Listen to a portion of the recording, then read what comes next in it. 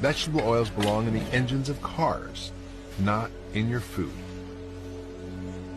These are not real food products. These are products made in factories. These are products that require heat and chemicals and high pressure to extract what little oil there is.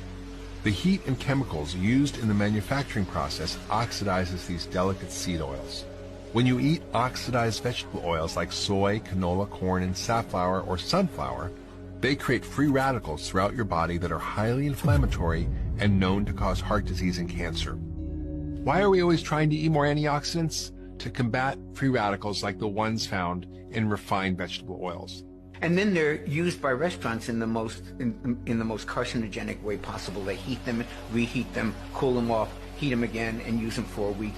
So switching to vegetable oils or seed oils was probably a terrible idea in the first place.